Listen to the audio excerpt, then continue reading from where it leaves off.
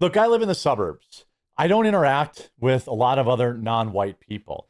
I don't see uh, any real value in moving to the city just so I can. When I'm in the city, the people I interact with are generally nice people. I don't have anything against anybody based on their skin color. I have a lot of problems with people based on their activity or the things that they do. But ultimately, I think people are, just as Martin Luther King said, judge them by the content of their character. And that's exactly what I do. I don't have a lot of interactions. I've never interacted with an actual person who believes in reparations. So this clip is one of the craziest things I've ever seen. I thought that these people weren't real. I thought that it was a joke. I thought that Black people didn't actually believe in reparations. I've met plenty of Black people. Obviously, we don't talk about reparations. We talk about sports or other normal things. But apparently, not only do they actually believe in reparations, but they still believe it in 2025. And they believe that if my grandfather's grandfather's grandfather owned a slave, I'm supposed to pay them money. It's one of the most insane things. And Steven Crowder does an expert job at making this guy look absolutely foolish. By the way, shout out to everybody in the Mug Club and just who watch these videos for supporting my coffee company, Coffee Brand Coffee. I'm the only YouTuber coffee available on Amazon. Think about why that is. Because we roast our own stuff, we pack our own stuff, we control the process. We're not some drop ship garbage that nobody has any say in. And it's available on Amazon with free overnight shipping. New in stock is our gingerbread K-Cups are now in stock. Our blackberry cream and tiger's blood is in stock, along with our top sellers, blueberry cobbler, strawberries and cream. And all of our non-flavored, we have decaf, we have double calf, we have something for every coffee lover imaginable. The link will be in the description below. I hope that you'll give it a try today. And if you do, please do come back to the item you bought. And once you try it, click on the item and scroll down and leave a review. We only have 1,200 reviews like on our K-Cups. Definitely need to get those numbers up. Need to get over 2,000 reviews. So whatever you try, please do consider leaving a review. And coffee is shipping free overnight. Nobody else can do that. No other YouTuber is offering you that. Now, an incredible and eye-opening moment. If you're scared of Black people, don't come around Black people, he said. Well, let's talk about this. Let's just talk about this. I've got two clips I want to go over. Oh, I should probably put the link to the coffee in chat too. It's also in the description of the video. Why is it not playing? Play. If you're that scared of Black people, don't come around Black people. They're not scared, they're tired of it. Well, don't stay away from us. Here's the thing. A lot of people try to stay away from Black people, and they call us racist. And they also, Irenia probably would have liked to stay away from Black people, but sometimes you can't. Now, I don't think all Black people are dangerous. I don't think anybody in this room is probably a dangerous, stabby McStabberton crazy person.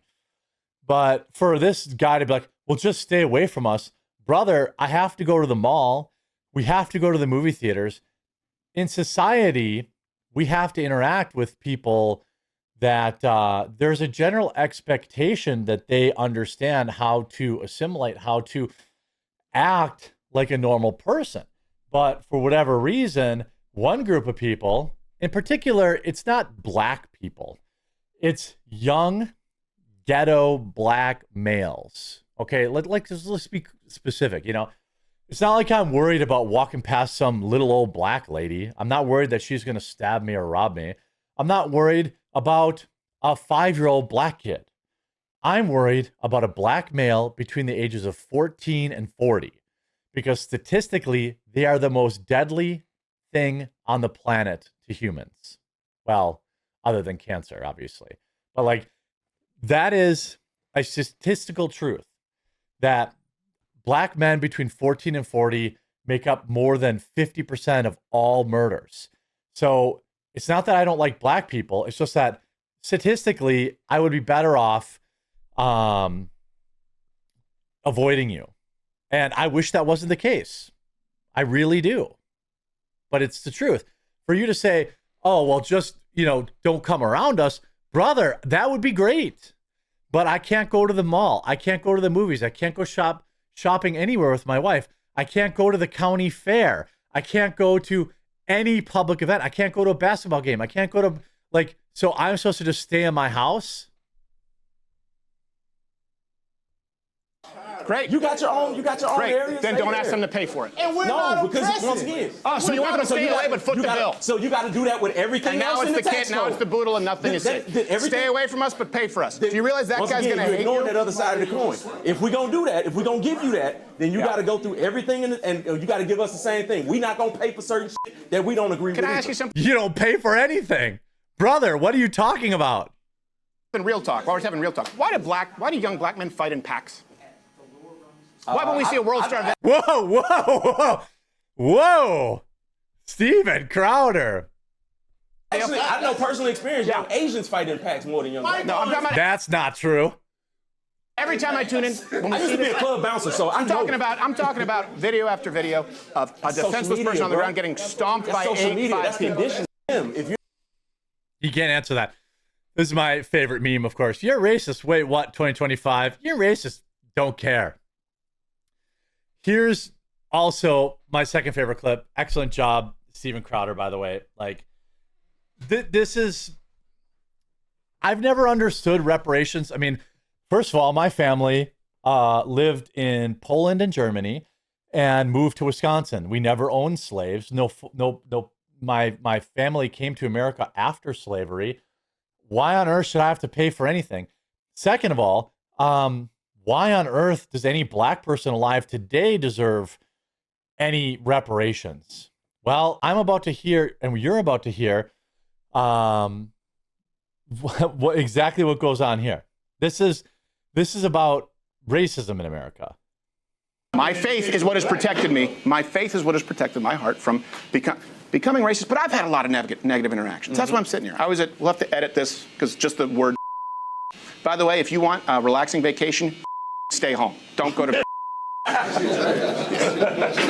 I know, but my kids love it. So I go there, okay? I don't know what he edited out, but I'm assuming Disneyland? I don't know. You have to let me know in the comments what he's... I can't tell what he said. If you want a relaxing vacation, don't go... Stay home. Don't go to... I know, but my kids love it. So I go there, okay? And I'll tell you this. You have like this magic wand thing, you run around the hotel and it opens up chests. Wow. And I'm sitting there. I'm assuming, okay, it's Disneyland. I'm sunken eye, and there was a black guy next to me, obviously a dad with like his daughter and his son. And I just kind of looked at him, we looked at each other in the face like, yeah, we know. This is exhausting. And I know we have a lot in common because his wife or woman is probably in the room because he's there with his kids by himself. I was too. But then we were there at the water slides. My kids are 3. And this happened not once, but about 4 or 5 times. And it happened 3 times with one black kid who was about 5 or 6. Shoved my son out of the way to get on the water slide. Okay? My son did nothing. Shoved him out of the way a second time, came back. My son's 2, 3 years, which is a big deal at that point. And then at one point I look over, Mom, no Dad. And I just go like, hey, he's being aggressive. Okay, comes back the 3rd time. I go, hey, hold on, you have to wait in line. You know what my son said? My son said, well, Daddy, you know what, maybe he's in a real hurry. We should let him go. That was a different interaction. That kid kept doing it to every other and it wasn't the only one. And you know why? Because I've taught my kid, hey, you're going to have people who look different from you, and it doesn't matter, you treat them well. That kid wasn't. And I'm telling you, along with the empirical, anecdotally, if you have a young white person who has these interactions on a regular basis, and I'd be lying to you if I said they were uncommon, while being told they need to shut up because of systemic discrimination, you're going to create a generation of racists. I mean, yeah. I wanted to find this reparations clip because I thought it was wild. Where is this? I thought he shared it. The idea that people want reparations and will actually make a concerted effort. The white kid who didn't break the law, who never had any slaves and his forefathers, shouldn't be paying for someone who's a serial offender. Could we do that math? Would that be fair? No. Nope. Okay. It seems that most Americans right now can agree that race relations... Oh, here we go. Here's another one I had to. Well, you just asked why we didn't separate ourselves from the No, extremists. I and said I'm saying, after. why don't y'all separate yourselves from the extremists? Well, of course we do. That's what I'm saying. I'm telling you, they suck. I haven't seen that. I personally haven't seen that. We all do. It's never enough. I pay attention to all that stuff. We all do. Donald Trump did. He was still able to raise.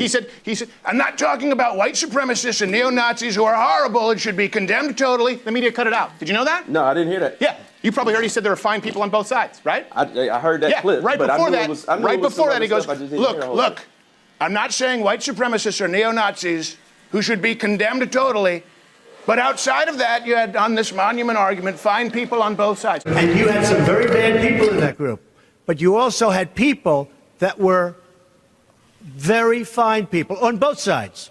And you had people, and I'm not talking about the neo-Nazis and the white nationalists. I mean, I think that like the reparations thing is so crazy to me that I just don't understand how anybody grows up and thinks they're owed money.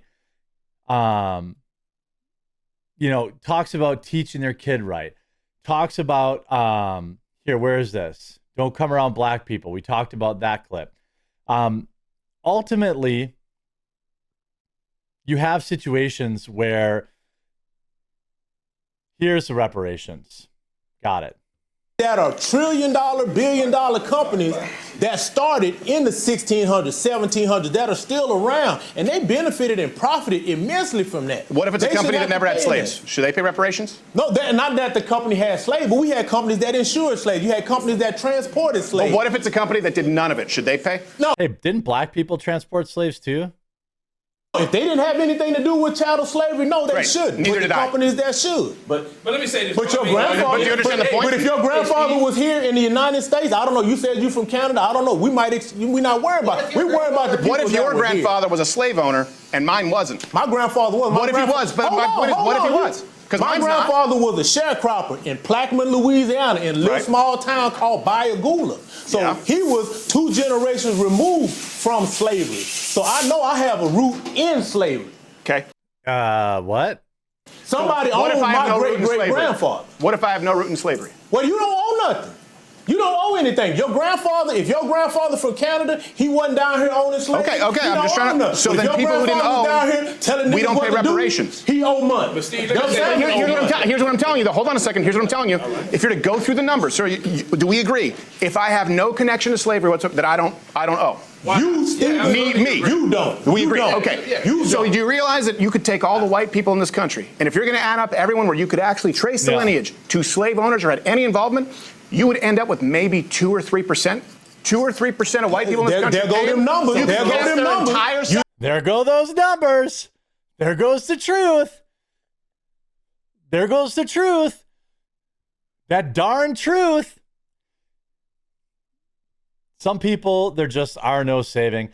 But there are a lot of people in this room that do seem open to conversation, and I think that that's a good thing. But when you aren't willing to listen to numbers or proof or evidence, well, then you just look like a fool. But he's got a nice shirt and a big medallion. So good job there, Big Mike, or whatever your name is. Hope you enjoyed, and we'll talk to you again real soon.